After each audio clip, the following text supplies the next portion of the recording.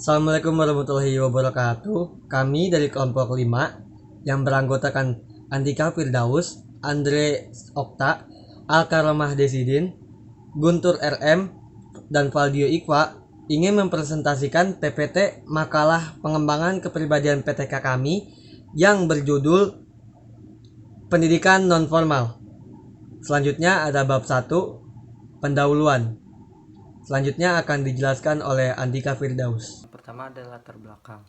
Pada tahun 2003 menyatakan bahwa pendidikan adalah usaha sadar dan terencana untuk mewujudkan suasana belajar dan proses pembelajaran agar peserta didik secara aktif mengembangkan potensi dirinya untuk memiliki kekuatan spiritual, keagamaan, pengendalian diri, kepribadian, kecerdasan, akhlak, serta keterampilan yang diperlukan dirinya, masyarakat, bangsa, dan negara. Dan untuk yang kedua ada rumusan masalah. Rumusan masalah dibagi menjadi 3. Yang pertama, apa pengertian pendidikan nonformal. Yang kedua, bagaimana sistem pendidikan nonformal di Indonesia. Dan yang terakhir, apa masalah-masalah yang dihadapi pendidikan nonformal dan bagaimana solusi yang bisa diberikan. Dan untuk yang terakhir ada tujuan.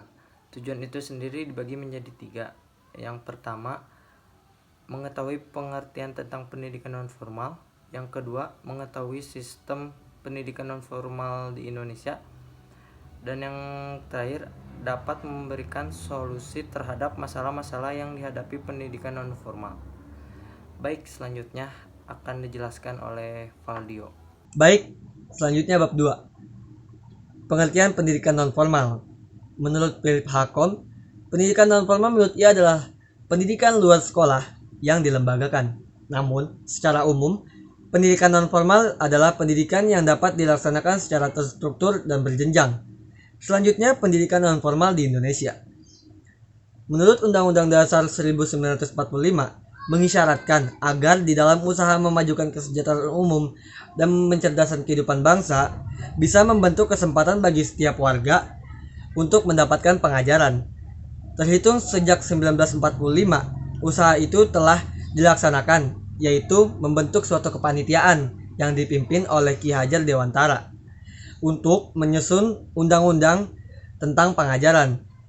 Nah, sejak tahun 1950 banyak yang menghadapi kekecewaan, dan tahun 1979 dibentuklah Kejar, singkatan dari bekerja dan belajar untuk mengajar ketinggalan. Nah, Kejar juga sangat diminati oleh warga. Oleh karena itu, kapasitasnya menjadi tidak terbatas.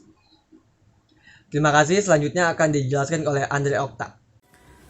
Masalah-masalah yang dihadapi. Adanya kelemahan di dalam menentukan diagnosa perencanaan program. Adanya program yang tidak konsepsional, asal dibuat dan asal dilaksanakan karena ada sumber dananya. Adanya beberapa program kegiatan yang boleh dibilang sama, tetapi dilaksanakan oleh beberapa pihak. Kurang atau tidak adanya pengertian, kesadaran, serta tanggung jawab terhadap program yang dilaksanakan, baik dari pihak pelaksana, para pejabat, maupun masyarakat. Heterogenitas latar belakang pendidikan dan pengalaman para petugas di satu pihak dan warga belajar di lain pihak dapat menimbulkan perbedaan yang tajam. Apakah masalah dan tantangan pendidikan nonformal? Pendidikan nonformal sebagai bagian dari sistem pendidikan memiliki tugas sama dengan pendidikan lainnya, yakni memberikan pelayanan terhadap masyarakat. Layanan alternatif yang diprogramkan di luar sistem persekolahan tersebut bisa berfungsi sebagai pengganti, penambah, dan atau pelengkap pendidikan formal sistem persekolahan. Proses pembangunan menurut partisipasi jutaan orang dewasa yang terdidik, sementara lembaga pendidik formal yang ada tidak mampu mengakses permasalahan-permasalahan pendidikan di tengah-tengah masyarakat.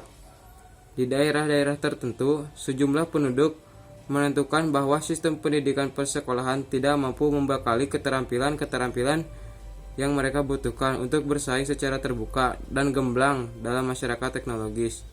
Terima kasih. Selanjutnya akan disampaikan oleh Guntur. Baik, saya akan melanjutkan pemaparan materinya.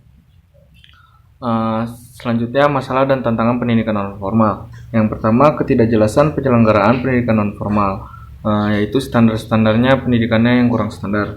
Yang kedua, ketidakjelasan sistem inset bagi pendidikan dan tenaga pendidikan non-formal. Yang ketiga, banyaknya lembaga penyelenggaraan pendidikan non-formal yang belum profesional. Terus yang keempat, kurangnya lembaga penjamin mutu penyelenggaraan pendidikan non-formal. Dan selanjutnya, solusi permasalahan pendidikan non-formal. Kondisi ideal dalam bidang pendidikan di Indonesia adalah tiap anak bisa sekolah minimal hingga tingkat SMA, tanpa membedakan status, karena itulah hak mereka. Namun hal ini sangat sulit. Setiap orang memiliki kesempatan yang sama untuk mengenyam dunia pendidikan. Jika mencermati permasalahan di atas, terjadi sebuah ketidakadilan antara si miskin dan si kaya. Baik, pemaparan selanjutnya akan dilanjutkan oleh Halka. Ramade Sidin akan menjelaskan mengenai bab 3, yaitu penutup yang berisi kesimpulan dan saran. Kesimpulannya, masalah mendasar dari pendidikan di Indonesia adalah sistem pendidikan di Indonesia itu sendiri yang menjadikan siswa sebagai objek, sehingga manusia yang dihasilkan dari sistem ini adalah manusia yang hanya siap untuk memenuhi kebutuhan zaman dan bukan bersikap kritis terhadap zamannya. Maka disinilah dibutuhkan kerjasama antara pemerintah dan masyarakat untuk mengatasi segala permasalahan pendidikan di Indonesia. Ada dua, yaitu 1. Salah satu cara yang harus dilakukan bangsa Indonesia agar tidak semakin ketinggalan dengan negara-negara lain adalah dengan meningkatkan kualitas pendidikannya terlebih dahulu.